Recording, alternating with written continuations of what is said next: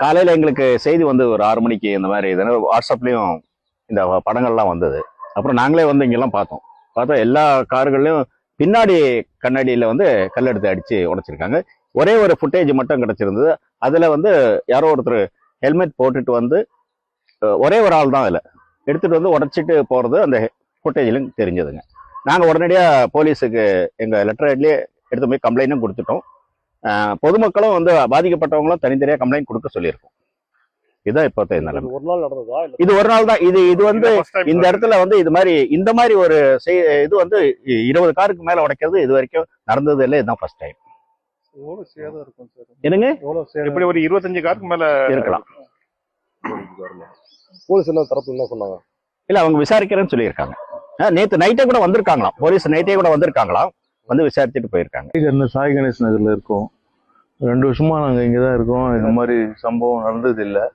இதான் first time. நேற்று night 1:30 மணி போல ஒரு பையன் பைக்ல வந்து ஹெல்மெட் போட்டுன்னு நம்பர் பிளேட்டில் மறைச்சிக்கிட்டு மாரி கீழே கிடந்த கல்லெல்லாம் தூக்கி கண்டபடி உடச்சிட்டு போயிட்டான். என் கார் இல்லாமல் பக்கத்தில் இருக்கிற காரும் உடைச்சிட்டான். அது இல்லாமல் இந்த தெருவில் இருக்கிற எல்லா காரும் கிட்டத்தட்ட ஒரு 25 காருக்கு மேலே உடைச்சிருக்கான். இது வந்து நாங்கள் சங்கத்தில் புகார் கொடுத்துருக்கோம். அவங்க வந்து ஆக்ஷன் எடுக்கிறேன்னு சொல்லியிருக்காங்க. இண்டிவிஜுவலாக நீங்களும் வந்து போலீஸ்க்கு கம்ப்ளைண்ட் கொடுங்கன்னு சொல்லியிருக்காங்க. இது வந்து கேமரா வசதி இல்லாமல் கொஞ்சம் இன்டீரியராக இருக்குது சார் இந்த இடம். அதனால தான் இந்த பாதிப்பு இருக்குது. நைட்டில் நிறைய பேர் இங்கே வந்து மதுப்பிரியர்கள் வந்து டெய்லி வந்து ரோட்லேயே வந்து தண்ணி அடிக்கிறாங்க. இந்த ஆட்டோவுக்கு பின்னாடி நேற்று 3 பேர் வந்தாங்க 10:30 மணிக்கு. எங்கே வந்து தண்ணி அடிக்கலாம் அப்படின்ற மாதிரி இடத்த சூஸ் பண்ணிவிட்டு அப்புறமா வண்டி எடுத்துன்னு போயிட்டாங்க. இதான் சார் நடக்குது. பாதுகாப்பு இல்லாமல் இருக்குது சார். கொஞ்சம் பாதுகாப்பு அரேஞ்ச் பண்ணிங்கன்னா. இல்லை சார், வர்றதில்லை. நீங்கள் போகிற கொடுத்தீங்களா தனியாக? இது இன்னும் கொடுக்கல சார். இனிமேல் தான் கொடுக்க போகிறேன். நேற்று நைட்டு தான் நடந்திருக்கு. அதனால இதுக்கு மேலே தான் நான் கொடுக்க போகிறேன். அந்த நபர் எப்படி இருந்தாரு? எங்கள் ஏஜ் தான் சார். எங்கள் ஏஜ் ஹெல்மெட் போட்டிருந்தாரு.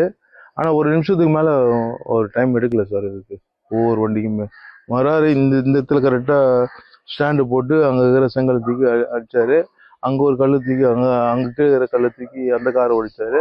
மற்றபடி எங்கெங்கே கார் நிற்கிதோ அங்கங்கே அந்த ஆன் ஸ்பாட்லேருந்து கல் எடுத்து உடச்சிட்டு அவர் வேலையை பார்த்துட்டு கிளம்பிட்டார். நாங்கள் உடனே அக்கம் பக்கம் இருக்கிற கேமராவில் எடுத்து பார்த்ததுல அவர் முகம் வந்து தெளிவாக தெரியல. ஹெல்மெட் போட்டு மறைச்சிருந்ததுனால தெளிவாக தெரியல. அதனால் இப்போ சங்கத்தில் சொல்லியிருக்கிறதுனால அவங்க என்ன ஆக்ஷன் எடுக்கிற சார்னு சொல்லியிருக்காங்க அவங்க. சார், சாய் கணேஷ் நகர். இது சாய் கணேஷ் நகர், பாண்டியன் நகர். 2 நகர்லையும் கிட்டத்தட்ட ஒரு 15-20 காரு கிட்ட எல்லா காருமே பின்னாடி தான் உடைச்சிருக்காங்க. ஒரே ஆள் தான் பைக்கில் வராரு. ஒரே ஆள் தான் கள்ள தூக்கி போட்டு உடச்சிட்டு போறாரு. மூஞ்சில் ஹெல்மெட் மாட்டிக்கிறாரு.